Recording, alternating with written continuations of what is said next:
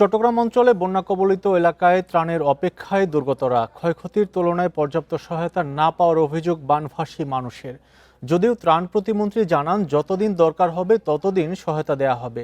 সরকারি সংস্থার পাশাপাশি ত্রাণ বিতরণ করছে বেসরকারি বিভিন্ন সংস্থাও, তবে যোগাযোগ ব্যবস্থা স্বাভাবিক না হওয়ায় দুর্গম অঞ্চলে ত্রাণ পৌঁছাতে বেগ পেতে হচ্ছে তাদের। ভারী বৃষ্টিতে এখনো তলিয়ে আছে চট্টগ্রামের বাঁশখালী ও সাতকানিয়ার বিস্তীর্ণ এলাকা।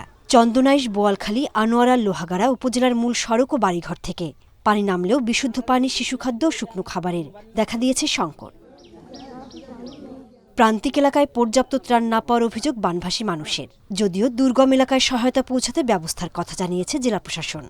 প্রত্যেকটা মানুষ যারা পানিবন্দী হয়ে পড়েছে তাদেরকে কিভাবে রেস্কিউ করে আনা যায়, তাদের কাছে প্রত্যেকের কাছে কিভাবে ত্রাণ পৌঁছানো যায় সেই চেষ্টা আমরা করছি। কক্সবাজারে বন্যা কবলিত এলাকায় সরকারি উদ্যোগে ত্রাণ দেওয়া হলেও তা প্রয়োজনের তুলনায় সামান্য বলছেন দুর্গতরা। পানি, শুকনা খাবার পর্যাপ্তভাবে এখন প্রয়োজন। বান্দরবান জেলা শহরের নিম্নাঞ্চল থেকে পানি নামতে শুরু করেছে, তবে বোয়াংছড়ি, রুমা ও থানচিতে যোগাযোগ স্বাভাবিক না হওয়ায় দুর্গম এলাকায় ত্রাণ পৌঁছাতে বেগ পেতে হচ্ছে প্রশাসনের। এদিকে আশ্রয় কেন্দ্রের বাইরে থাকা অনেকেরই অভিযোগ ত্রাণ না পাওয়ার।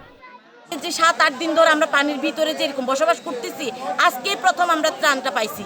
চাউল, ডাল, চিনি, তেল এগুলো আমরা পাইনি, এটা আমাদের দুর্ভাগ্য। খাগড়াছড়ির জন্য এখন পর্যন্ত সরকারিভাবে ৮০০ মেট্রিক টন খাদ্যশস্য বরাদ্দ দেওয়া হয়েছে। প্রশাসনের পাশাপাশি ত্রাণ সহায়তা দিচ্ছে বাংলাদেশ রেড ক্রিসেন্ট সোসাইটি। যতদিন প্রয়োজন ততদিনই সহায়তা কার্যক্রম বহালের আশ্বাস ত্রাণ ও দুর্যোগ প্রতিমন্ত্রীর। আমাদের কাছে পর্যাপ্ত ত্রাণ আছে, আমরা খবর নিয়ে তাদের কাছে ত্রাণ পৌঁছে দেওয়ার ব্যবস্থা করতেছি। ইনশাল্লাহ আগামী 2 দিনের মধ্যে আমরা আশা করতেছি আমরা এটা ট্যাকেল করতে পারবো। দুর্গম দুর্গত এলাকায় মেডিকেল ক্যাম্প পরিচালনা করছে সেনাবাহিনী ও বিজিবি। এছাড়া রাঙামাটির দুর্গত এলাকা পরিদর্শন ও সহায়তার আশ্বাস সরকারের।